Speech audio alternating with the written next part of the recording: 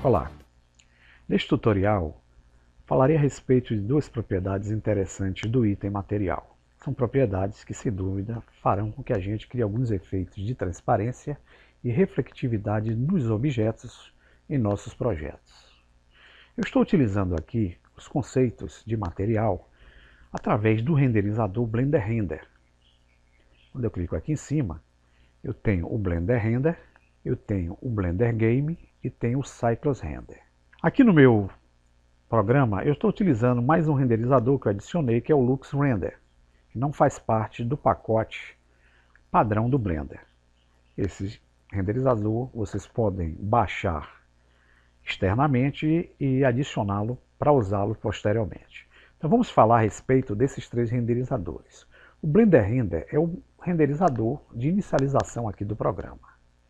Para quem vai trabalhar com games, o Blender Games é o mais indicado. Eu tenho ainda também aqui disponível no programa a opção de escolher o Cycles Render.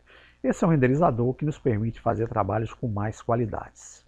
Então, quando a gente utiliza o Blender Render, nós estamos utilizando propriedades desse item material pertinentes ao Blender Render. Quando eu utilizo o Cycles Render, eu vou utilizar propriedades do item material pertinentes a esse renderizador que eu acionar aqui em cima. Como no momento as nossas noções básicas estão todas voltadas ao Blender Render, utilizarei o Blender Render para explicar aqui essas propriedades que são interessantes. Bem, nós já vimos que para aplicar qualquer cor ao objeto, basta selecionar esse objeto, vir aqui na guia em forma de material, que é essa esfera, clicar em New, e o programa aplica uma denominação de material a este item que eu apliquei o material. Nesse caso aqui apareceu material .001. Eu vou definir uma cor para esse objeto em forma de uma V-esfera, e antes de definir a cor, eu vou dar um nome para o material dela, vou clicar aqui duas vezes e vou colocar verde.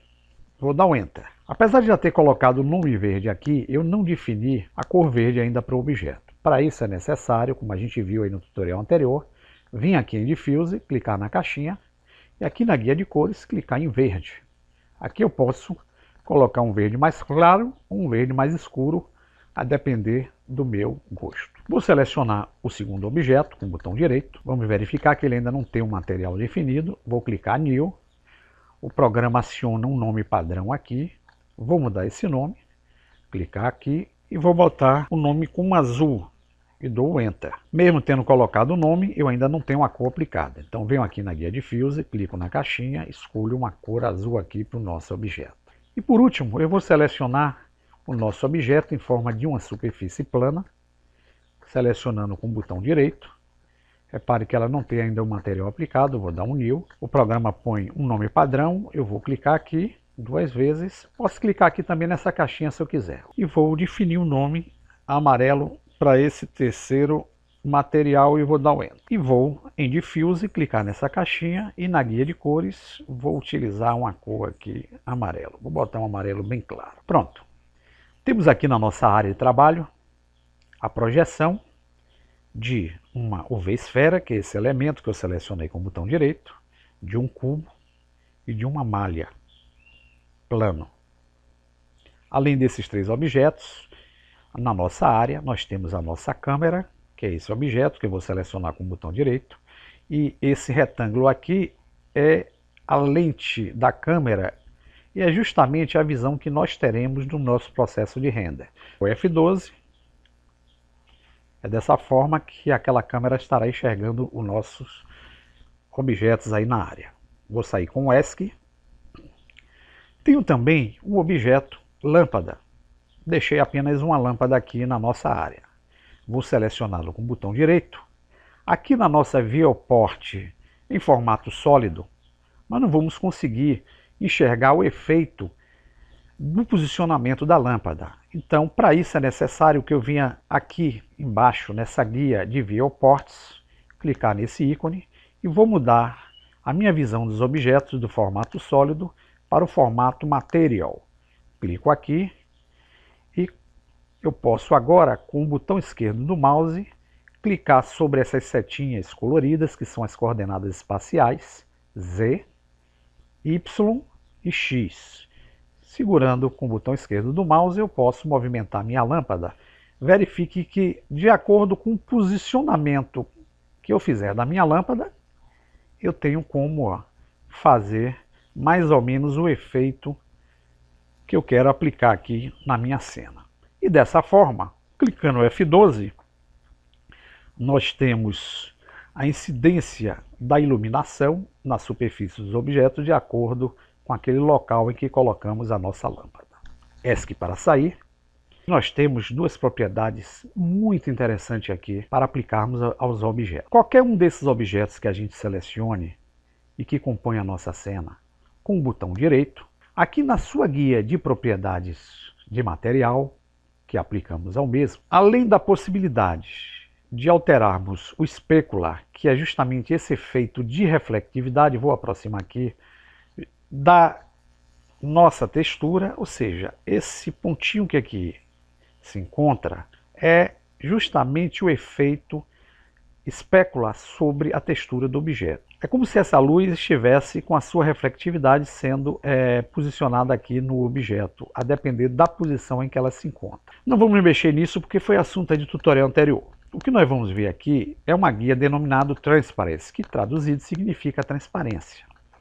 E quando nós clicamos nessa guia denominada Transparency, nós temos algumas opções aqui, que são três guias, denominado Mask, não vai ser o assunto para esse tutorial, mas temos o Z-Transparency e o Ray Trace. Quando utilizamos a opção Z-Transparency, nós temos aqui algumas caixas de configuração que nós poderemos alterar. Neste caso aqui, a primeira opção denominada Alpha, basta que eu clique com o botão esquerdo do mouse e eu tenho como botar valores menores que 1.0 nesta caixa para criar alterações de efeito do Z-Transparency. Eu posso também segurar o botão esquerdo do mouse e arrastar para a esquerda.